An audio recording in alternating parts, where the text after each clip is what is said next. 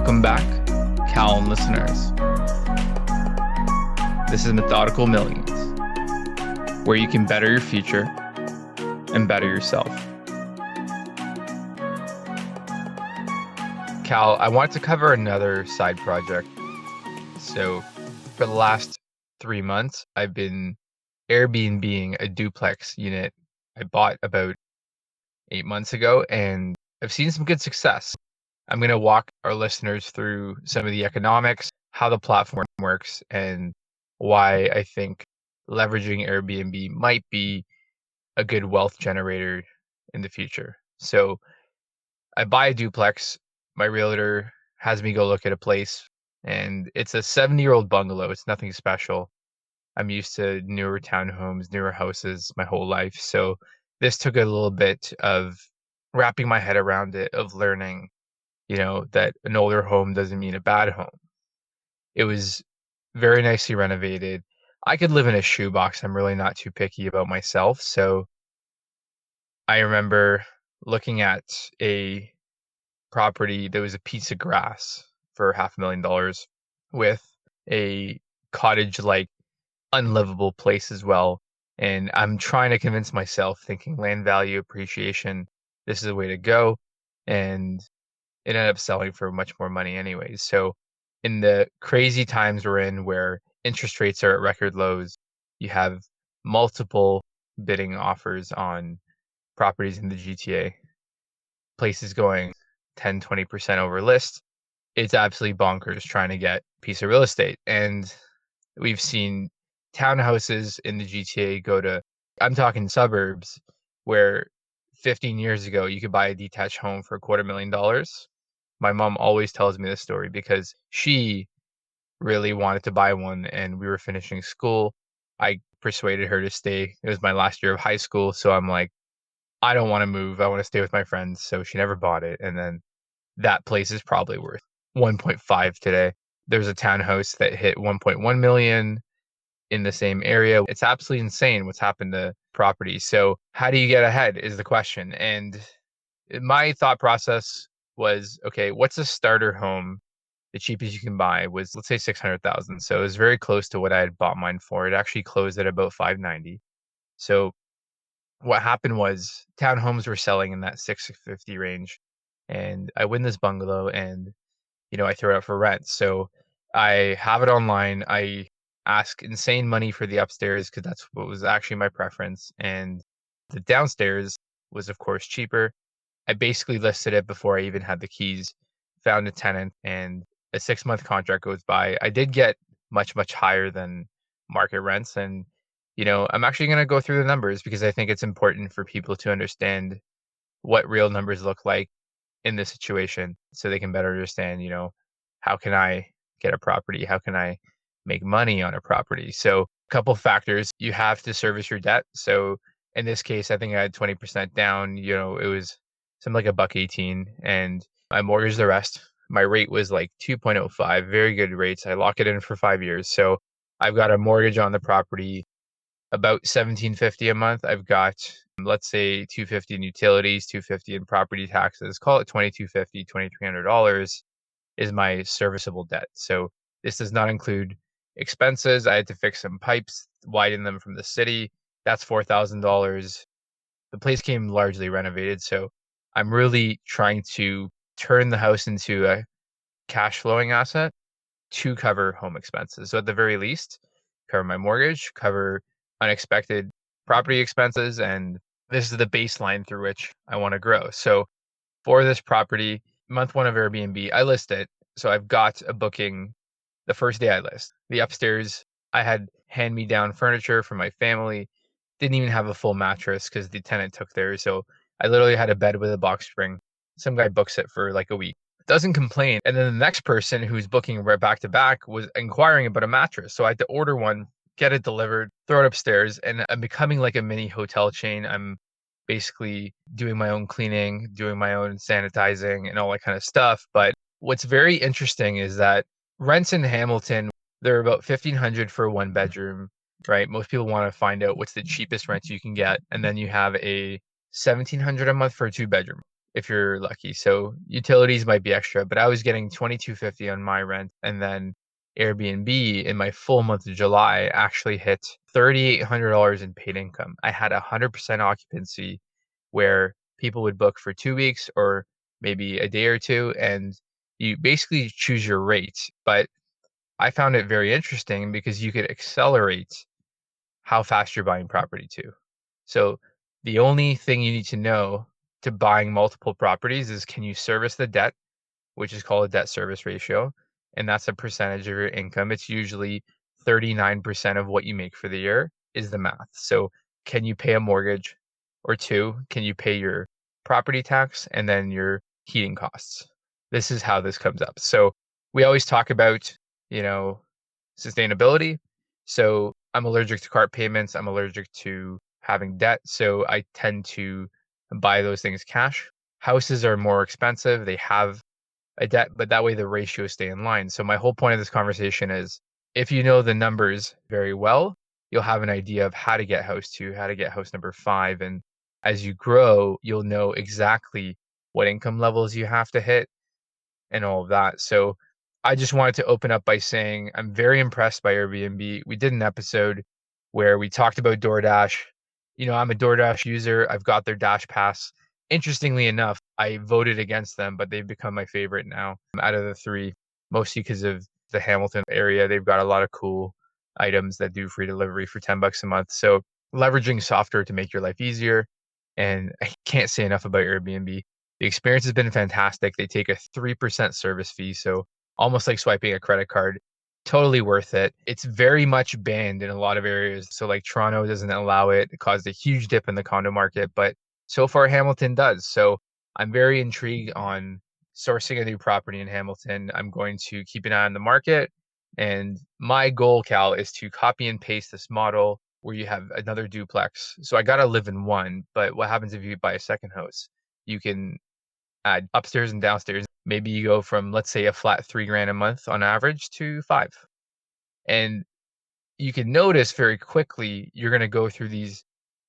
We've talked about orders of magnitude before. So, making $10,000, making 100 grand. And what you want to do in terms of your monthly income is, how do you make an extra 1,000 a month? How do you make an extra 10,000 a month?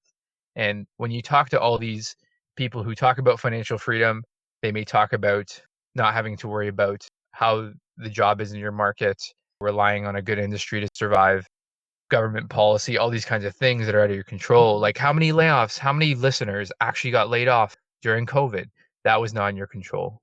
But somehow it kind of is. Somehow it's kind of our own responsibility to ensure success. No one's going to ensure it for us. That's amazing, John. Well done with that. And you've been sharing your journey with me as well when you first started. And, I do agree that I believe that our listeners would really find this very valuable information. I remember when I was in Canada up to 2017, early 2018, I wanted to rent out my place, which was a condo in Mississauga. But the challenge was the building itself didn't allow Airbnb. So I never really pushed it. I never went through with it. So it's really interesting to see how this works. To be honest, I was curious on how the occupancy rate would be for you in Hamilton, but you don't know until you try it. And it's been fantastic so far. And like I said, at the very least, it'll cover your costs and reduce your expenses in that sense. So there are definitely benefits there.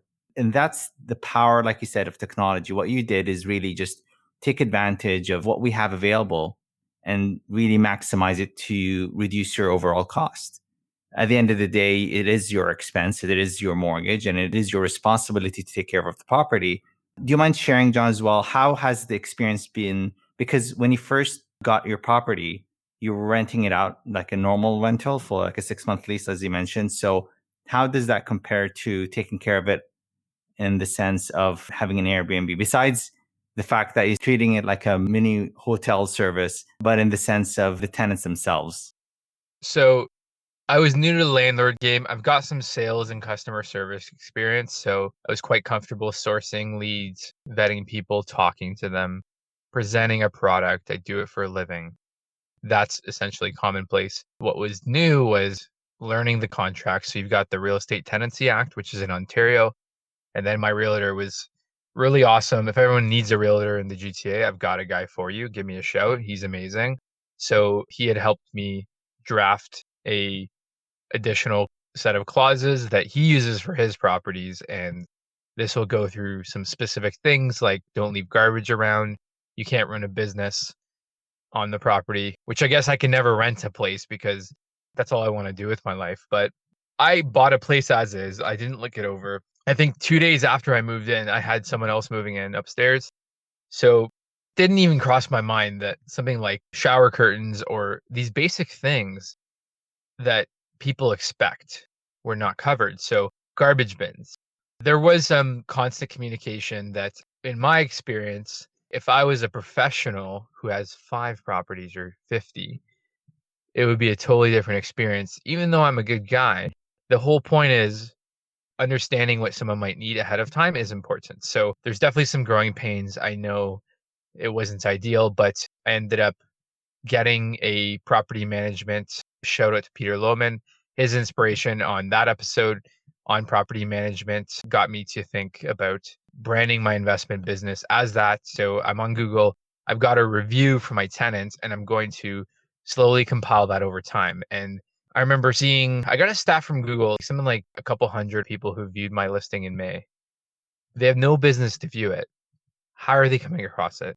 Who's looking at these things? So Google My Business is how you list things online. I'm going to list the lawn business on there, have a presence. And the more you're out there with your branding, with yourself, the more you talk about what you're working on, I think the universe will answer back and start to give you the answers you're looking for. So if you're thinking about, Kalia mentioned side income, unless that thought crosses your mind, there's a very unlikely chance that you're going to come across it. It's amazing how life works out when you do put it in top of mind and you do start talking to people and you do post online or just kind of source a podcast, whatever that process looks like. You have to have a process. You have to go discover, which is why I always say be curious about the world. And there's a very famous quote, although I typically don't like quotes, luck is just when preparation meets opportunity, which means opportunities everywhere. If you ain't looking, you ain't gonna find it. And I really firmly believe in that. And just to answer your question, what does an Airbnb management look like? I think people are probably more easygoing in general.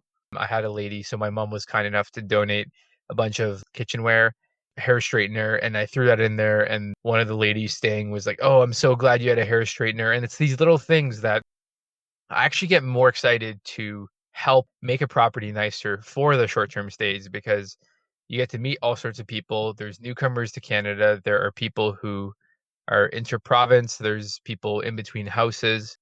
This is actually a stressful time for a lot of people. And what I'm realizing is no one actually wants, if you can buy a $3 million house, you're not renting for fun. No one's renting for fun. So if I could be a conduit to making people's lives better, yes, I charge money, but if I give them a nice experience, I had one guy who was looking for a car who came from Nova Scotia. He was getting his trucking license, so I'll do what I can. And Cal, you know this side of me well. I think someone had complained about something in the shower. There's a leaky faucet or something. I actually gave them one night stay for free as a credit, so you can credit or debit money or request money rather in case there's any issues. And just one-on-one in customer service, if you're gonna do it anyways after a big complaint, just get it done. Do it proactively. It makes you look like a good person, which you should be anyways. And this helps keep good experience levels high, even though the property's not perfect. So Cal's famous line is how you fix a situation.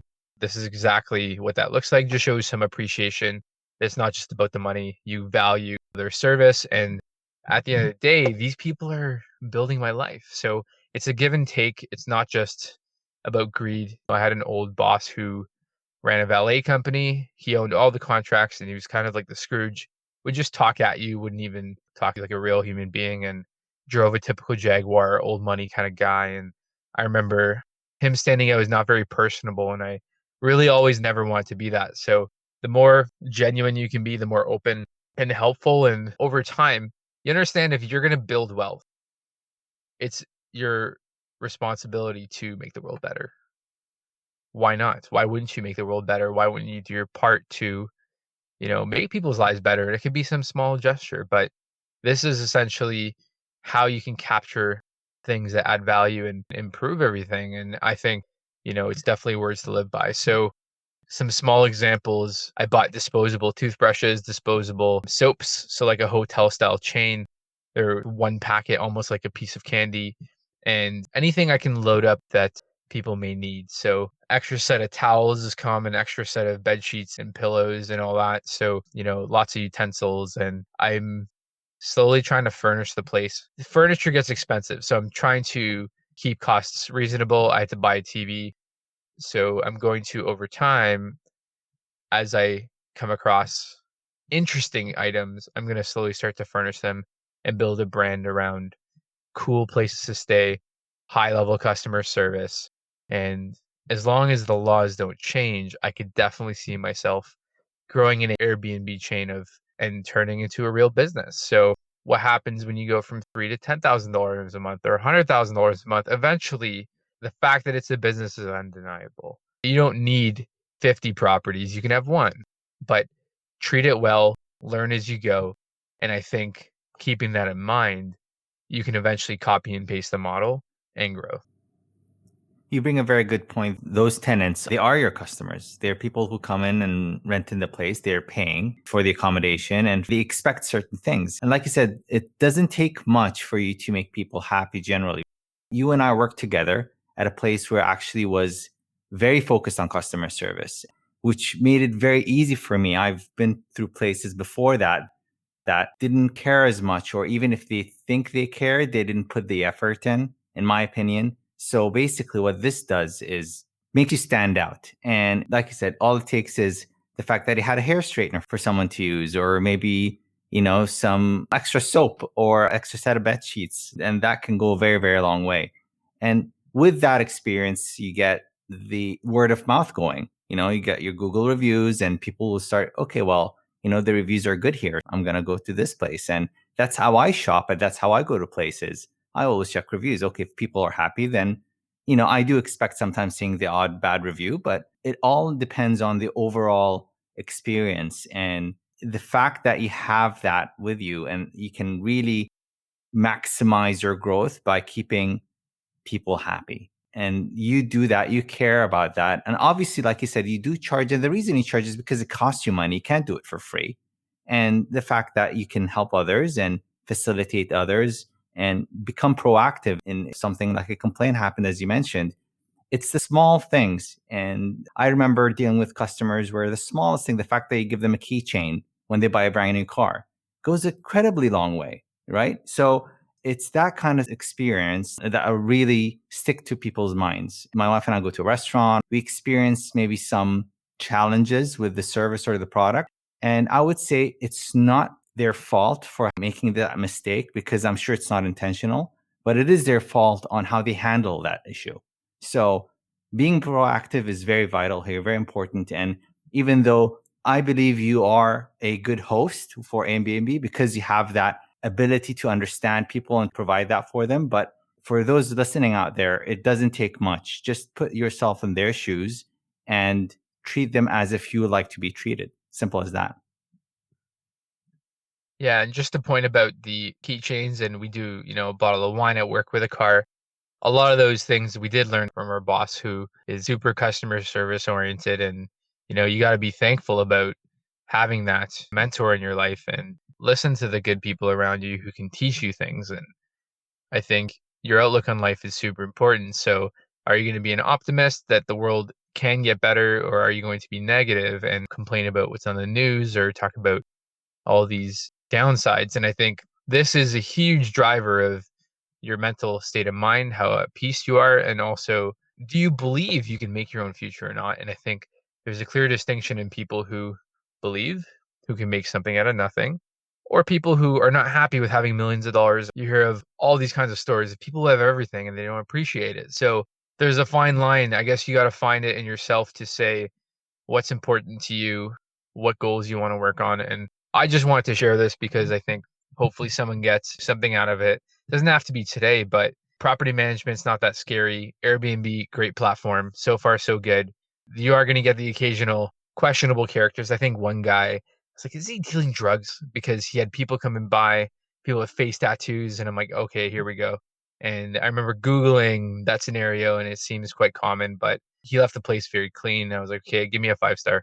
And that was the whole joke. I was reading up, is it illegal to ask for a 5-star? So in the car business, you've got fancy surveys where it's called survey coaching. You can't do it. I didn't find anything specifically on Airbnb, and people felt ashamed. They're like, I'm not going to ask. That's embarrassing. But I got one guy who 4-starred me who was a huge fan of the place, and he just felt like 4-starring me. Absolutely crippled my score. And because I'm so new, it's like getting a 0 on an exam. It's going to tank everything. And they are a little bit stringent on if you're below 4-star, I think you get delisted and banned. So someone's got to look into that. I don't want to run into that at all. So I do ask for 5 stars. I'm like, hey, hope you had a great experience. And you know what? Some people will say the occasional thing, this, and I'll throw a refund or I'll just thank them again. And you kind of roll with the punches. So super happy about it so far. What else is going on? So there's a superhost status. If you hit a certain amount of ratings, they do it every quarter. So by October, I should hit that status. That's going to hopefully help with booking rate, occupancy. If I'm getting $100 a night at 20 nights a month, 75% occupancy, I'm doing okay. No complaints. I've been price testing. So I started at $98 a night. As you bulk into weeks or months, you can give 50% off. You can give 7% off, whatever you think is right. And just basically throw the price to the wind. They do have a smart pricing calculator. I quite like that. So they'll go from 100 to 300 a night. And they use some kind of algorithm to let you book. And if they're filling my seat, I really don't care. I think it's a good job that they have variable pricing. And what I had done was I tried increasing my price $10 each time someone booked to see if I was too low. And a comment from someone was that I was. So I'm not the nicest property, but high level of customer service, good value for your dollar. And it's such a short term stay that I don't think people are going to be that picky. Like I've been selling people cars for years that they'll keep for 5, 10 years. It's a much more bigger decision than can I just stay here for 2 nights? So it's like a low level decision that shouldn't bother a lot of people. So where does this fit in? I guess what I'm trying to say is this could be an income unlock for you. I definitely explore it. If you're going to buy a starter home, really highly recommend the duplex if you can do a similar living situation. And I'm very happy with it so far. I think these kinds of things will plant roots for future income. If I had a townhouse, I would not be making money on my house. I'd be wondering how to make money elsewhere. Just focus on my job or just focused on the markets or whatever idea comes in my head. But this is actually a bit of a life hack where you don't need property to and then have the risk of having no occupancy because at the end of the day, I'm still going to pay my mortgage whether someone's living there or not. So it's honestly the perfect situation to get started. I just wanted to share my experiences. Anyone who's thinking about it, drop me a line. We can chat. Shoot us an email, info@methodicalmillions. Anytime you have a question, Cal or myself will answer out. So some last thing. So why do people Airbnb? It's a very common question. In between homes, traveling, vacations, and why not a hotel? I think it's because a hotel is easily $150 a night. You got to leave a $500 security deposit. Airbnb could be like 100 and you don't have that. So there are some extra steps as a host, but if I have to clean a couple hours between occupancies, I don't mind. I think it's part of the fun. And if you can match having a bit of fun with making money, that's not a bad recipe. I would definitely recommend it. Yeah, that's fantastic. And absolutely, if anyone who's out there experiencing something similar or would like to share their experiences, again, drop us a line. We'd like to hear from you. And, stories like these is small things, like I said, life hacks that can really unlock some extra income. And that way you can free up your cash flow for other things in life, whether it was starting a business, whether it was saving for buying a different property, whatever the case might be. Yeah, and just as a tangent, if any of you want to come on the podcast, not because you want to have an ego and explain how good you are, but you want to learn, I will absolutely host a Q&A learning episode. So if you have 5, 10 questions and you want to come on, we'll do our best to answer them. We'll have a guest episode with a fan. So I would love to do that. We can either blog about it or just have a quick chat. So always open to that. Give us a shout, and we look forward to hearing from you. So, with that said, let's wrap up today's episode. Thank you for listening to to another episode of Methodical Millions, where you can better your future and better yourself. Thanks, everyone.